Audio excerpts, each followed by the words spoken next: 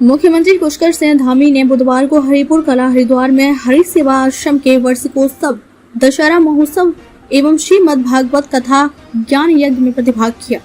उन्होंने इस अवसर पर आयोजित कार्यक्रम में मंत्रोच्चारण के बीच दीप प्रज्वलित कर शुभारंभ किया तथा आरती एवं पूजा अर्चना की एवं संतों व महात्माओं का आशीर्वाद प्राप्त किया।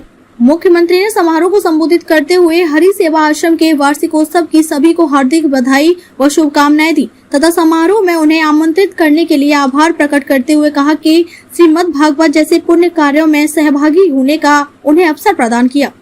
उन्होंने कहा कि आज इस पावन अवसर पर हम यहाँ किसी के बुलावे पर न आकर उस ईश्वर की असीम कृपा की वजह से यहाँ पहुँचे हैं। उन्होंने महामंडलेश्वर स्वामी हरिचेतनानंद का जिक्र करते हुए कहा कि स्वामी ने अपना जीवन राष्ट्र, धर्म तथा संस्कृति को समर्पित किया है। पुष्कर सिंह धामी ने प्रधानमंत्री नरेंद्र मोदी का जिक्र करते हुए कहा कि उनके नेतृत्व में आज पूरा देश तेजी से विकास कर रहा है। उन्होंने कहा कि प्रधानमंत्री इस समय कई देशों में प्रवास पर हैं।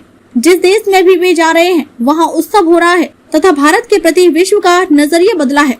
मुख्यमंत्री ने कोरोना काल का जिक्र करते हुए कहा कि भारत ने कई देशों को कोरोना वैक्सीन की आपूर्ति करके लाखों लोगों की जान बचाई है तथा वैक्सीन के पैकिंग के डिब्बों के माध्यम से विश्व बंधुत्व सर्वे संतु निरामया का संदेश दिया। उन्होंने कहा कि भारत एक ऐसा देश है जो संपूर्ण मानव मात्र व विश्व की चिंता करता है। पुष्कर सिंह धामी ने कहा कि भारत को प्रधानमंत्री के नेतृत्व में G20 की अध्यक्षता करने का अवसर मिला है। प्रधानमंत्री के विस्तृत विजन की वजह से G20 की बैठकें देश के कोने कोने में हो रही हैं तथा हमारे प्रदेश उत्तराखंड को भी G20 की 3 बैठकें करने का शुभ अवसर प्राप्त हुआ है, जिनमें से एक बैठक रामनगर में हो चुकी तथा एक का शुभारंभ आज ऋषिकेश में हो रहा है एवं तीसरी बैठक भी आगामी दिवसों में ऋषिकेश नरेंद्र नगर में आयोजित होगी। उन्होंने कहा कि भारत की अर्थव्यवस्था पहले 11वें स्थान पर थी, जो प्रधानमंत्री के कुशल नेतृत्व की वजह से 5वें स्थान की अर्थव्यवस्था बन गई है। अयोध्या में राम मंदिर का निर्माण हो रहा है। काशी विश्वनाथ कॉरिडोर अपना भव्य स्वरूप प्राप्त कर चुका है। केदारनाथ भव्य व दिव्य बन गया है। आने वाले समय में हेमकुंड धाम की यात्रा और भी आसान होने वाली है, जहां गोविंद घाट से हेमकुंड तक रोपवे का निर्माण होने जा रहा है, जिससे यात्रा में बहुत ही कम समय लगेगा। कई रोपवे के निर्माण के साथ ही गुणवत्ता परक सड़कों का पूरे प्रदेश में जाल बिछाया जा रहा है। उन्होंने कहा कि चारधाम यात्रा की भांति कुमाऊं में मंदिर माला मिशन के तहत पर्यटन को बढ़ाने का निरंतर प्रयास किया जा रहा है। महामंडलेश्वर स्वामी हरिचेतनानंद जी के कार्यक्रम को संबोधित करते हुए कहा कि मुख्यमंत्री का गौ गंगा संत तथा सैनिकों के प्रति विशेष लगाव है। उन्होंने कहा कि इस संसार में जिन्होंने भी बड़े बड़े जन कल्याणकारी कार्य किए हैं, विनम्र बनकर ही किए हैं। उसी तरह पुष्कर सिंह धामी भी हैं, जो विनम्रता के साथ बड़े बड़े जन कल्याणकारी निर्णय ले रहे हैं। मुख्यमंत्री का हरि सेवा आश्रम पहुंचने पर पुष्प गुच्छ, अंग वस्त्रम तथा पगड़ी पहनाकर भव्य स्वागत व अभिनंदन किया गया।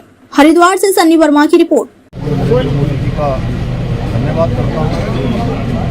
उनकी अध्यक्षता में भारत को G20 की अध्यक्षता का सौभाग्य प्राप्त हुआ है और ऐसे समय पर जब पूरी दुनिया अव्यवस्थित हो गई,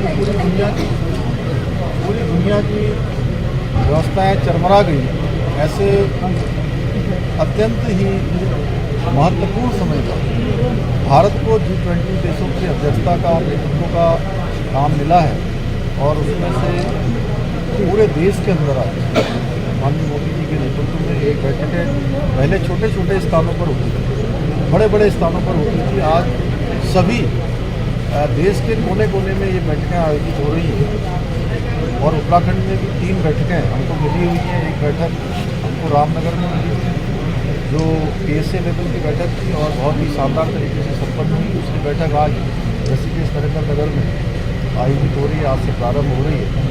देश दुनिया के लोग उस पर आ रहे हैं, प्रतिदिन आना प्रारंभ हो गए हैं।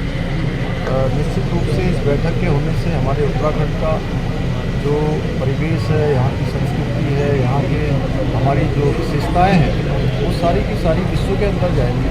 ये हमारे लिए बहुत बड़ा मौका है। उसकी सारी तैयारियां पूरी हो गई हैं और सभी मेहमानों का स्वागत करने के लिए देवभूमि उत्तराखंड पूरी तरह से तैयार है। उत्तराखंड को वंदे भारत का स्वागत अच्छे से शुरू होने जा रही है। और प्रधानमंत्री मोदी जी के बनने के बाद लगातार चाहे ऑल वेदर 4 धाम रोडें हों, चाहे ऋषिकेश कर्णप्रयाग रेल लाइन हो, एम्स का संचालन हो, दूसरे एम्स का सेंटर खुलना हो या स्मार्ट सिटी के कार्य हों, सभी पर तेज़ी से